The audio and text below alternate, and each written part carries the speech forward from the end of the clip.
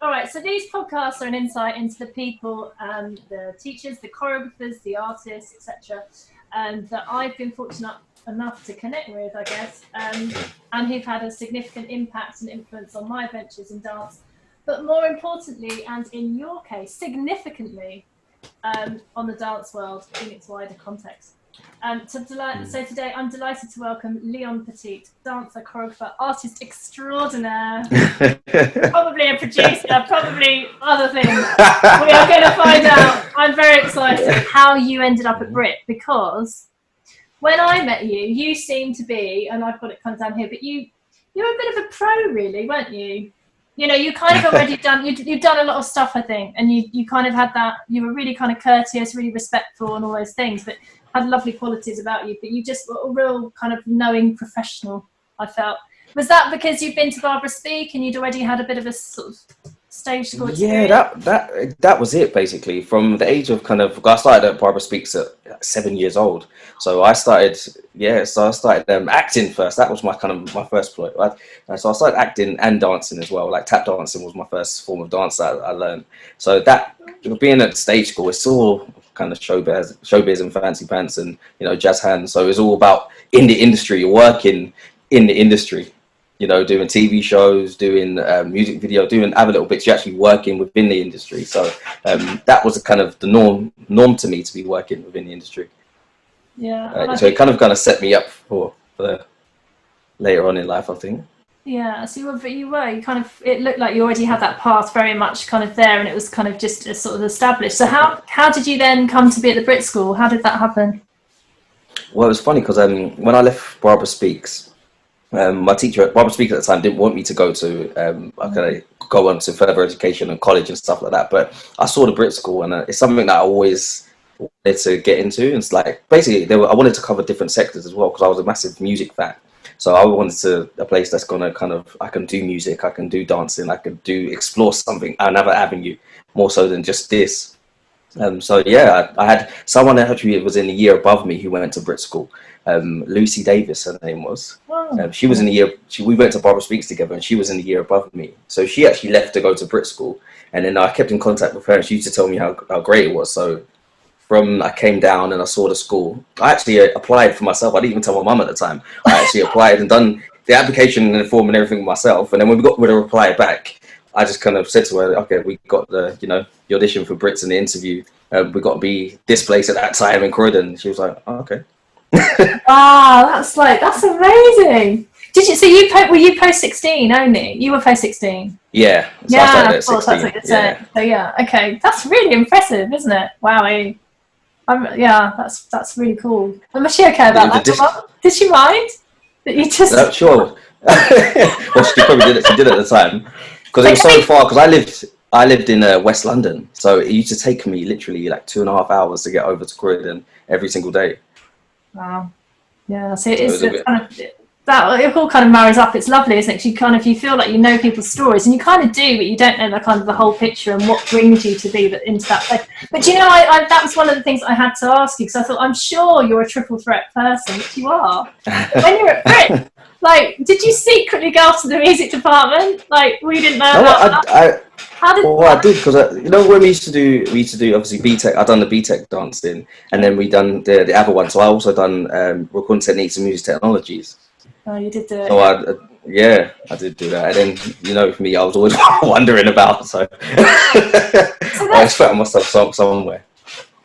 And so were you there at the same time as people like Wayne Williams? I don't know if he was there. It's funny because Wayne went to Barbara Speaks as well. So Wayne actually went to Barbara Speaks as well a while ago. So I actually knew Wayne before Brits as well. But as I got there, he was just leaving, and then Dane was there for about like a month, and then he left, and obviously they were off with the band. Yeah, and it's funny you say that, because there is a story there. But I remember teaching musical theatre, and Dane saying to me, I don't think I'll be here tomorrow, miss. And like Danny Zico, you know what Dane was like? And I just thought, he's having a laugh. So I just went, yeah, whatever. And then he signed the contract that night, and he couldn't tell me. And he didn't appear. That was that. So yeah, that's funny. That was funny. It's crazy. There was a lot of strand hopping, wasn't there, in those days as well? Like, Dane, I think. he was theatre and then he became dance, didn't he? So was he dancing with you guys then? I think, you know, he was musical theatre at the time, when I was there. Because I literally, just as I started, he wasn't there long, and then he kind of just left. And he just left off and moved on to his stuff. Yeah. It's funny because when I worked with him, we kind of spoke about that as well. About old BRIT School days. So that's strange. Okay, so then what happened? So BRIT School, so you obviously doing, like you say, the music industry stuff and the dance round stuff. I mean, also, it's really interesting now seeing, it's Kristen, your eldest daughter. Is it Kristen? Yeah. Yeah, like I said, like I didn't say to her, but it was amazing. Like she can get as high as you can. It kind of gave me goosebumps watching her do her character, you know, that things. Yeah. It took my breath away. But you always had that, because 126 and 128, those studios were pretty low, weren't they? Yeah. Remember? I don't know if you remember that. But you used to just like soar, and everyone would be like, I'm like, right, if Leon can get that high, come on, you know, like, oh, what's going on? The people at 6 foot that aren't getting that high, it's not working. But I think that's something I worked on because I was so short. I had to work on it, just jumping high. Yeah, but it's a memory. It's a definite memory. It's good, and you like you like musical theatre. You're very natural at musical theatre. I know that it was only a part of the course, a small part of the course, but it was nice to see you doing that. Yeah, that's something I really enjoyed. Obviously, from Barbara Speaks, kind of, because that was more musical theatre as well. So it kind of, you know, I felt at home with that because that's something that I've previously done before. But when I first started BRITs, it was all a shock to the system, if I'm being honest. From, like I said, from Barbara Speaks, what was stage school, coming to BRITs and realizing how I probably only took dance seriously the day I started BRITs, and I realized that, oh wow, I've never done contemporary before in my life. I've never done contemporary before, so that was a shock to the system. I was like, okay, people are more serious about dance than I. You were very good about it, because it was quite like a serious sort of thing, wasn't it, going on? Like you would. Yeah.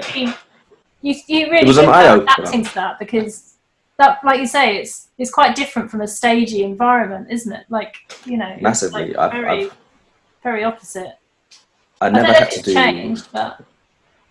Yeah, I never had to do written work at all, like in Barbara Speaks for any form of like dancing. It was like, you know, you had your school studies normal, and then it was just like dancing and your tablet. Didn't have to focus or do any written work on actually dancing. So it was a bit of it was like, okay, wow, so this is different. There were many a meeting with you were always very good though, I think. I can't remember, I won't mention names, but there were a few very lovely, charismatic characters that I remember sitting with their parents and trying to convince them that they'd get off the referral pile onto the pass pile. No, you were good, you were fine.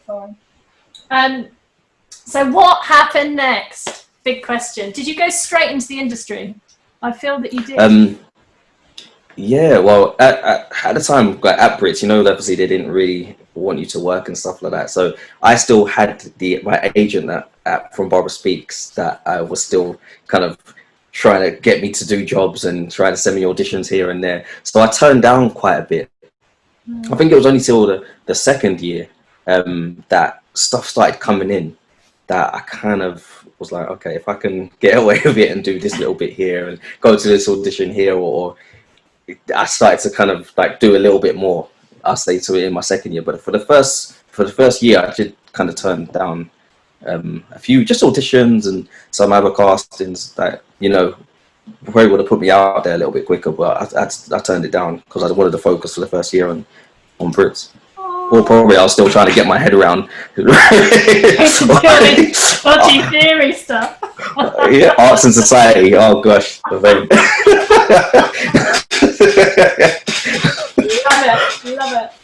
Oh, that's good, isn't it? So, and like there was another group, like I don't know whether you were kind of within that group, but I remember like Sean and Tanisha that were kind of involved with Andre Choreo. Were you involved with him? I probably said his name because I came down to Brighton once, but that was quite a group of people that did. Yeah, they done a Zoo Nation bit, because I was actually started before, way before then. So whilst I was still at BRIT, I started dancing for Jamelia whilst I was at BRIT School.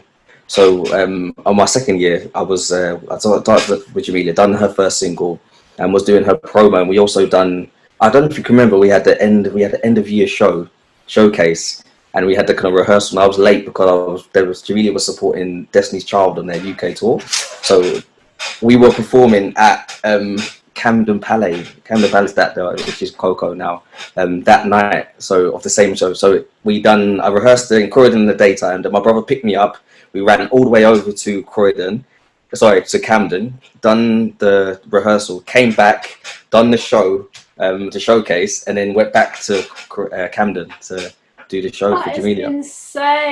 That is insane. I bet a lot of the time we just didn't know. I bet a lot of time you just brilliantly managed that. I mean, you always were very calm.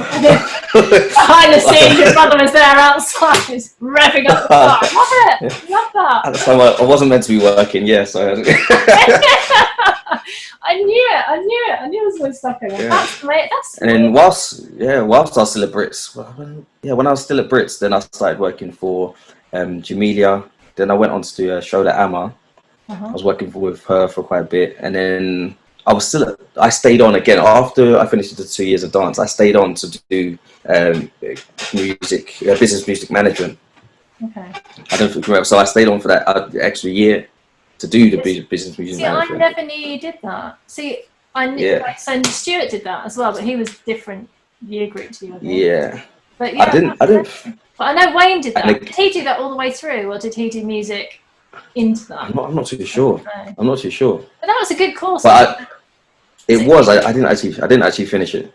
Oh, Leon. I didn't actually finish. But the reason why was because we was meant to do because obviously I was working, doing little bits in between when I can. So when it came down to the work placements for the record companies, I remember, what's the teacher? What's his name Mr. again? Bolton. Arthur Bolton? Yep, Mr. Bolton. Yeah, he came to me and said, I said, sir, where's my work placement? He said, Leon, I thought you was going to sort yourself out. And I thought, okay. And at that time, I just got offered a tour as well. So, yeah, I kind of took the tour and went off.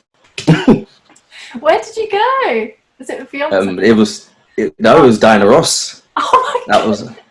That was it. That was my first, we was off. I went to America. That was my first US tour straight out of college. That's just insane, isn't it? That's just insane.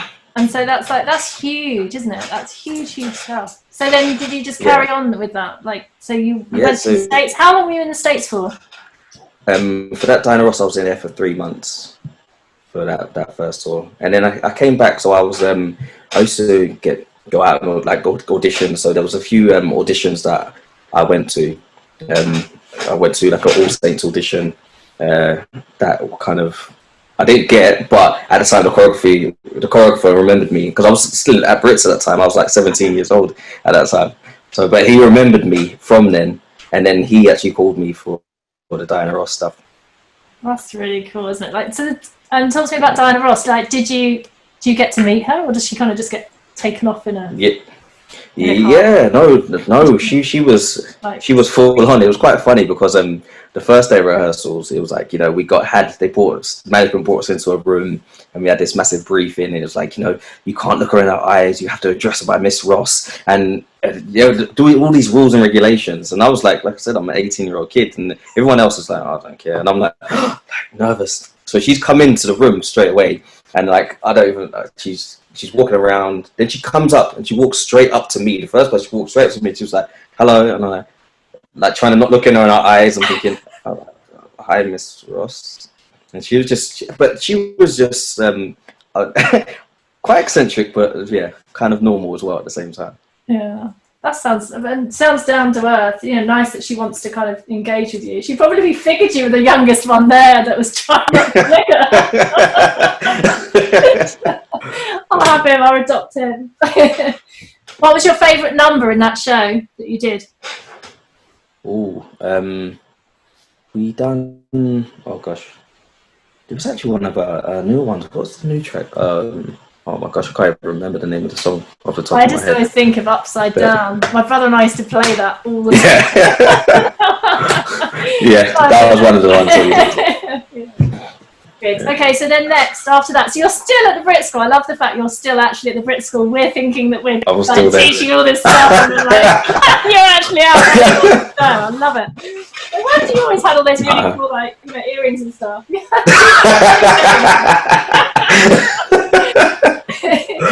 I think you're still 17, aren't you? What was next? What did you do after that? So after that, I met a lady called Priscilla Samuels. So she was a choreographer that I auditioned for her. She did the Jamelia stuff originally to start with, but she was doing more and more work.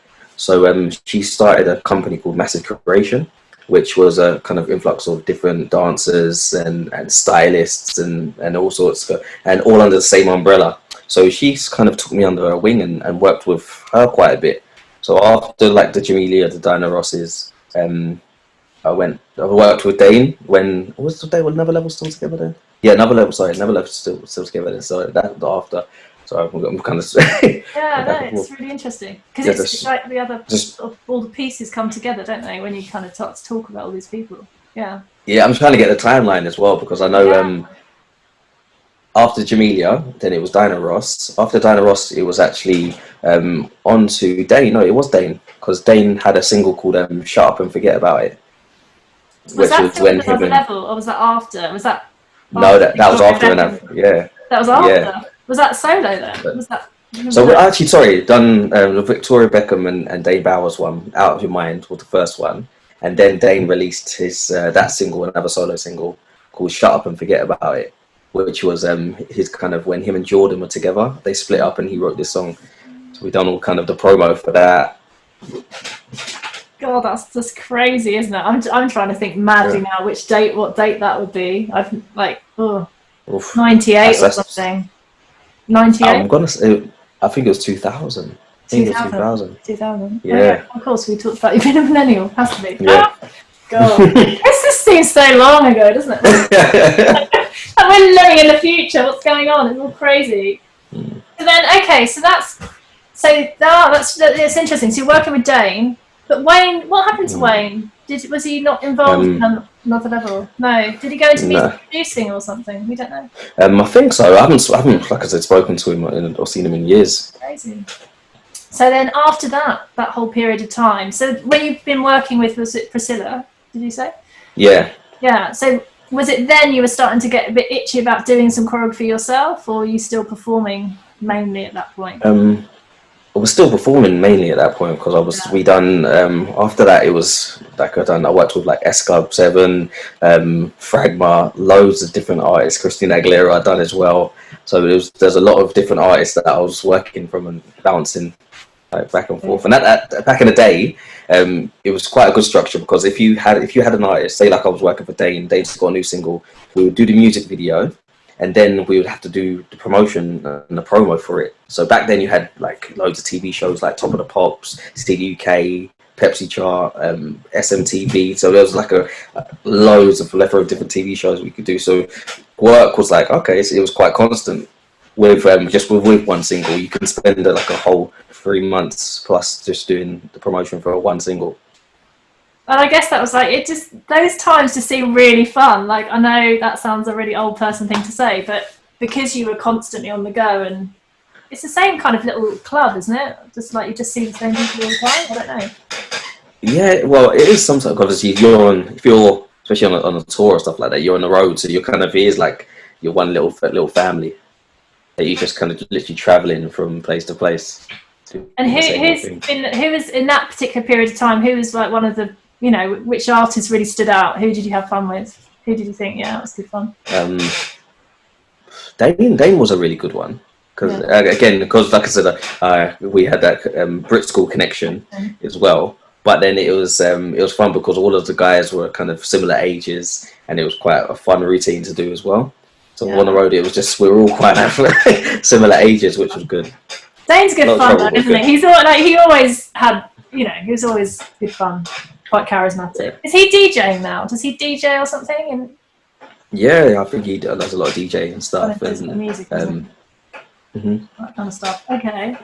So what happened next? Where do we go next? So yeah, so it was just again, Just carried on, didn't it, really? Yeah, just carried on. The choreography, it was actually quite funny because I was working with like I said, Priscilla at the time, and I remember we was on a job and she got a phone call, and she put down the phone. She was like, "Oh, they want me to work with Samantha's Mumba's brother," and I was like, "What do they want you to do, Pete?" She said, "They want me to choreograph." And I told them, "No, I can't do it because I haven't got no time." I was like, "Well, delegate." You know, I said, she was like, "Yeah," that's exactly what I was like. Okay, and she was like, "Do you want to do it?" I said, "Yeah." So then she rang the record company back up and said, "Okay, I've got a choreography for you," and that was it. And then I had to go down to the studio to meet the management and the artists, which was Mumba, Samantha Mumba. I don't know if you remember Samantha Mumba. I do remember Samantha Mumba. Not massively, I have to be honest, but yeah. Yeah. I can't see her right now. I have to be honest. I know that name. I know. I'm guessing she was huge, obviously. Yeah. She wasn't that big, but she was like a local pop artist from Ireland at the time. So yes, I started choreographing for, like I said, her little brother. I done his music video and I done the promo, and that was my first kind of touch into the choreography side of things. And then did that kind of just like, because then there's like a massive gap, and then I suddenly see that you were choreographing for JLS. So like, what happened before all that? Like, what's that? 10 years. What happened in that time? Well, no, I was still obviously I was dancing, and then I actually got into a group. So like I said, I was a massive music fan. So I was actually in a group for boy band for a few years. Yeah, Which group was that? Which group was that? Do I know this group? We was called. Nah, we never got. We supported Westlife on one of their UK tours, but we didn't. We didn't make it, to say the least. Laughing away. we tried, but didn't really make the cut. I would just love to. I'm not going to make you sing now. Don't panic. But I would just love to hear you sing. I never heard you sing. I don't think. Oh, you're very good. I don't know. So okay. I'm sure I was like MCing or doing something in one of your classes. I'm sure you were. I know that I'm sure that we did that musical theatre piece. I think you did Jelly's Jam. I'm not sure if you did Jelly's Jam. I think I made you do Jelly's Jam. Who knows? Just roped you in. Come and do it. We need you. Yeah, I remember thinking, he's seriously done a lot of musical theatre before, you know, because like you were really playing up to the contemporary and everything, and I was like, no, he really knows this stuff. So that was interesting. So I'm now you can tell I just want to ask you about JLS. I don't know why. I think it's because I saw a video. This sounds really dodgy. I saw a video of you doing like underground. It just looked fun. Like you were with them a long time, weren't you? Yeah. So how did that start? I didn't choreograph.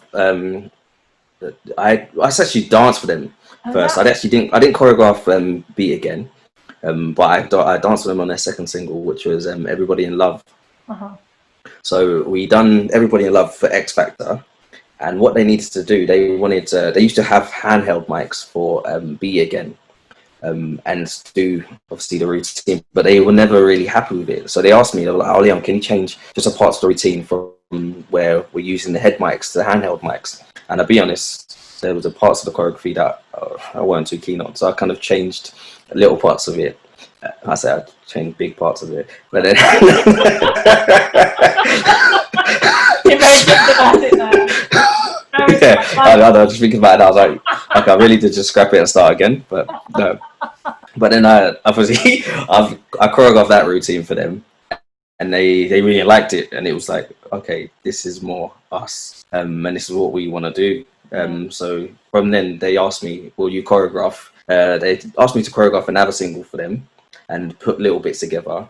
And then about, I think it was maybe a couple of weeks later, they're like, Leon, we're doing our first UK tour. Will you choreograph the tour for us? And I was like, okay.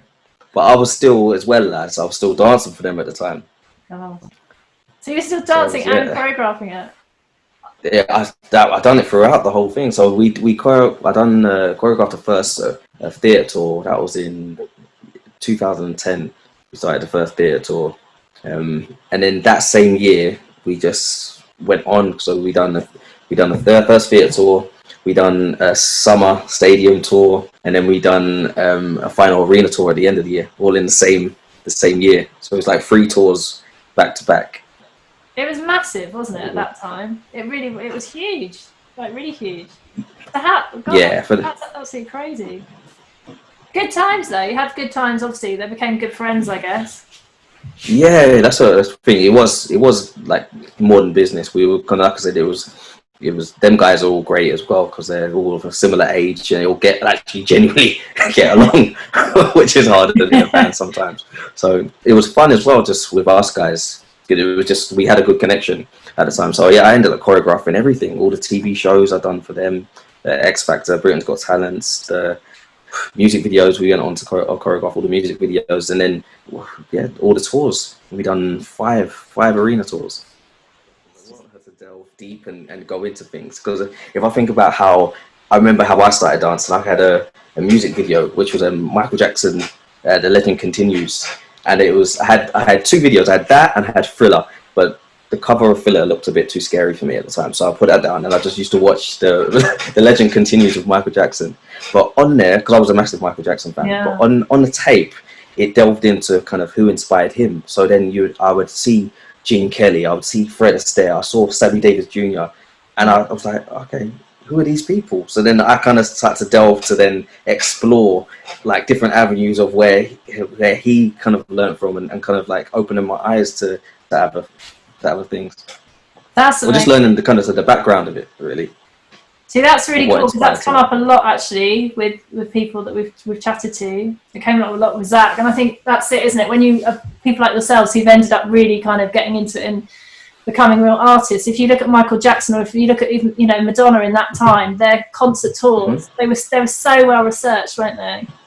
So like when she did I think it was Blonde Ambition, but she looked at Metropolis, the film, and if you go back and look at all that kind of stuff and the research behind it, you're like, oh, that's just insane. And also her Martha Graham training and how that influenced a lot of the work that she was doing. So, that's cool that you did that. So did you kind of look into, did he talk about Jeffrey Daniel at all?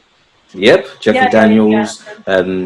Went into that, obviously James Brown, like that even though, like I said, that delve in deep zone. Okay, Michael Jackson learned the moonwalk. Who taught him the moonwalk? Who taught him this? Where did that come from? Because like everything for me, my mind was, everything had to have a purpose, or what was the root? Where did it actually like originate from? And then sometimes it is just a kind of a repeat of different things, really. So it touched into the Jeffrey Daniels. So I was like, okay, who's Jeffrey Daniels? How did he dance? Who was like James Brown? Who inspired James Brown? How did he move? And kind of what made them great? Even like Elvis Presley, looking at artists like that, thinking, okay, what actually is it that, I don't know, an audience has bought into? That was always intriguing for me. That's so awesome. My students are going to think I've paid you to say that, because they're history of jazz at the moment. I'm going, this is amazing. No. And fab. Gosh, we've covered so much stuff. I usually do a crazy quiz, but I found it quite hard to do my crazy quiz with you. I usually do an either. So like when it's musical theatre, I kind of go, okay, is it like Phantom of the Opera or is it Hamilton or something? And I did start to do it, but you can go. Quite intriguing. It's quite tricky, I think, because you've kind of studied a real mix of things. I don't know, but you've talked about, I would say that it sounds to me that you're kind of quite deeply rooted into kind of that real sort of the proper soul stuff. Would you say, have you got any memories of when you were younger of that kind of music being played, or? Well, yeah, so, I mean, no one else in my family or anything are dancers, but I always had music playing around, always. Like I grew up on music. My brother was a DJ. My mum used to love music. So I kind of always had that embedded with me, or music playing somewhere around the house. So naturally, I would dance or see, like I said, my older sister at the time was a kind of more of a groover. So I used to kind of like dance with her and sing songs with her. And so when you were 7 and you went to Barbara Speak, was that your like family like influencing you, or was that kind of coming from you? And It was funny because I used to go to Catholic school. I started at Catholic school, and a teacher at the time used to do dancing, and she actually started me doing it was like Polish national dancing. Like I started with, so we weren't really too into it, but Yeah. I used to go down there and do the dance with her, and then again I used to like being on stage and performing. So she used to say to my mum, okay, I think Leon, we better off in a stage school or something like that, because he's quite a good performer. I said, so I started like a tap dancing at that Barbara Speaks on like part-time basis, and then eventually ended up going to the school. And have you ever used your tap dance skills since? I'm gonna make you do it. I want to see. Show me your best time. I think not since. I tell you what, I tell the truth. It was a bit of for Charlotte Church. I done a job for Charlotte Church, which they're like, "Can you tap dance?" I was like, yeah, I can tap dance. So we've done this little bit, and obviously I've got my tap shoes on. Lucky, this is so lucky because I was actually sweating. I was like, I'm so worried about it because my right foot is okay, but my left foot, no, it's that one retired a long time ago. So, but then eventually we done the rehearsal, learnt the steps, but we didn't actually have to use tap shoes. So I kind of got away with it. So it looked like I was tapping, but I wasn't really tapping. Did you see me check? I was checking this was recording. I was like, I'm on this now. That's if you were giving handy hints to people that wanted to get into dance or into the industry, what would you say to them? What would be there? No, I think. Would you do it the same, or would you just change? No, it is about kind of. Now at the moment now it is just kind of honing your craft and trying to and learn as much styles and different styles as possible, taking as many classes for as many different styles as possible, and kind of just sharpening kind of the tool that you've been given really. But I would say some people, again on the flip side of that, you got some people who do too much and don't focus on the one thing. Just focus on what you're really good at, whether that style will be contemporary, ballet, tap, jazz, anything that you're specifically good at. Focus on that, but then also build and try and get something from the other styles as well as. Awesome. And like you talked about Priscilla, I think, obviously, but like, you know, other people that have kind of been really like big mentors for you. It sounds like you've kind of just done it yourself, really. You have to be honest. But like people or people you've met, like artists you've met and gone, oh, that's going to really stick with me. Something they said. Or... Yeah, no, there's loads. I mean, Priscilla Samuels was a massive influence on me because as her as an artist, as a choreographer, but her also as a dancer and a performer. So she used to dance, but I remember her as being a dancer before I met her as a choreographer. I remember seeing her on TV and recognizing her. So before we actually met each other, I already knew that's the lady from the television because I recognized her from as a dancer. Because I used to look at the people in the background of videos and look at them and just kind of study them and kind of just see how they can build upon and make the picture even better than it is. Awesome, and that's cool because I think it was Zach who said that when he was at BRIT, he used to go to watch so much musical theatre in the West End and basically look at performers and think, well, I want to have a bit of that, I want to be like that, you know, and try kind of work out where you fit in a way, isn't it? It's that. Yeah, 100%. I was also I weren't too lucky and blessed with height, so it was quite hard for me at the time as well. So I always used to have to kind of fight my way into auditions. So sometimes I would get a brief and it was like, okay, the minimum height is 5'10". For this casting, but I would just turn up. Yeah, I would literally just go there, and a couple auditions, I just turned up, ended up getting the job. I was going to say, the brief frontline it. Yeah. The brief to start with was I'm looking for someone for 5'10", minimum height for 5'10" for guys, but I went anyway, and ended up luckily getting a job, or they would match me up with somebody else to say, okay, we want him, but let's see if we can kind of make the picture. So I would say at the time, just don't be scared to kind of put yourself out there. Yeah. And that's the thing, and trying to just go to as much castings as well as possible, and just kind of because that's like a training process in itself. And don't be disheartened, because you're going to get a lot of no's in the industry. You're going to get a lot of people saying, no, you're not quite right, you're not quite this, you're not quite that, but not in that, letting that just kind of deter you, and just, you know what I'm saying, I'm just going to go through it anyway. And I think that was what I done, in a sense of, I didn't fit the brief. It was kind of like, you know, a short little black guy from West London, but, you know, I just kind of the hell of it anyway. But it's that, yeah, that's it, isn't it? It's just knowing who you are and just being yourself. Yeah. But then learning, like I said, learning from everyone, and learning from the right people, because I think a lot in this day and age now, a lot of people watch like a lot of YouTube videos, and that's fine with it, but just knowing kind of the right ones to watch, and studying it properly, and seeing the ones who kind of, you know, you actually are giving you something and learning, you're taking something from. So it's good kind of doing that research, isn't it, and getting that authenticity, I think, as well. In the beginning. Yeah. Okay. Yeah, I think that's it. Oh, so last question was, and the future, what's going to happen? Can you predict? No. If there are people, like you've obviously got lots of stuff on the horizons anyway, but are there people that you think, do you know, I really want to work with these people? You know, I'd like to do this project, or I'd like to do this, you know, or have you got something where you think, I just want to do something completely different? I don't know. What the next 5-10 years? I know. I mean, I would love to kind of, I think, go back to the basics. Like BRIT School for me was kind of like an establishment that you can hone different skills in, and you could, like I said, you could take a little bit of everything. So if you're studying dance, and you need to get someone from the music department, you need to get someone from the drama department, you need to get someone from costume design. There was so much creatives going on at the same time that it was actually a beautiful thing.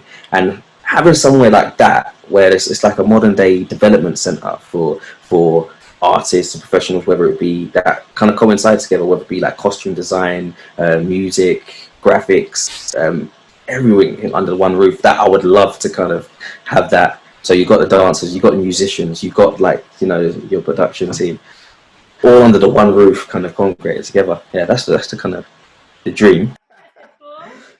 Well, that's the story, because actually that was a surreal moment. That's another a crazy, like, being a massive Jackson 5 fan, or a Michael Jackson fan, I got to work with the Jacksons. So you got to work with the Jacksons. Oh my I choreographed the Jacksons. Yeah, I danced with Janet Jackson first. That was the first one. I danced with. So it was crazy when she walked in the room, and it was like, "Hi, I'm Janet," and I'm like, "I know who you are." And then all in my head, all I was thinking is, "That's Michael's little sister. That's Michael's little sister." I was so nervous and everything. I was just like, "That's Michael Jackson's little sister." Wow, that is. And insane. then And how did that come about? How did that come about? I auditioned for Janet Jackson over here. So I done the audition and ended up getting the job to do her UK stuff. Like, she done X Factor and a few other TV shows over here. Wow. So that must have been like the ultimate thing. Yeah. And you got to choreograph for them through Janet? I got to choreograph for the Jacksons through JLS. So we done when Michael Jackson died, the year later, they done a memorial concert in the Millennium Stadium in Cardiff, like a year afterwards. And it was surreal because JLS and Jacksons were performing together. So I had to choreograph the whole piece. So we done the rehearsal, like we went to sound rehearsals, tech rehearsals. So they just ordered the microphones and the band. And then they were like, "Oh yeah, you're going up to the studio upstairs." So I've walked in, and then I got the JLS boys set up, and then Jermaine Jackson walks in, and I'm like, "Oh my gosh!"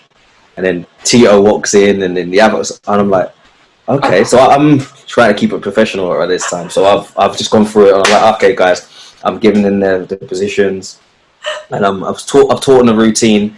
So we're about 45 minutes in, and I'm looking in the mirror in my head. I'm just like, "Oh my, this is absolutely crazy." So it was about 45 minutes in, and obviously I've taught them the steps, and I'm going through the steps in the mirror with them, and then I got a tap on my shoulder, and it was Jackie, and he was like, "Oh, Leon, can you just go through that step again?" And I was like, Oh my gosh! I was like, you know what? And I literally just stopped and I said, I'm sorry. I'm sorry. And I've probably just done like a 15-minute speech to the Jacksons of like how much they've influenced me and how much I love them. I thought Jackie Jackson just tapped me on my shoulder and asked me, Leon, what are the steps? Oh my gosh, that's amazing.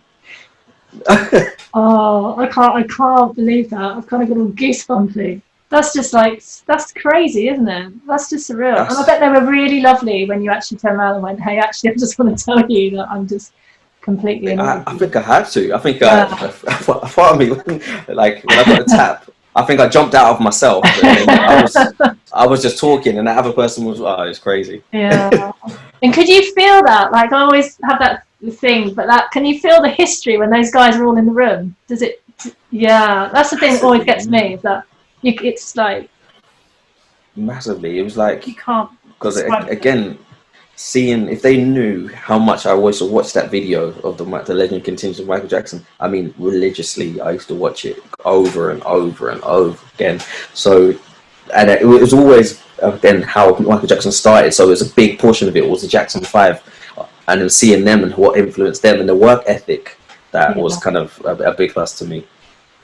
Yeah. It's just how hard they had to work to get it, and that was always kind of that was embedded probably for my mum as well, knowing that anything is achievable, but only with hard work. Yeah. And she always just say to me, hard work beats talent when talent doesn't work hard. Say that again. What did she hard say? work beats talent. Hard work beats talent when talent doesn't work hard. There we go. That's where we're going to end.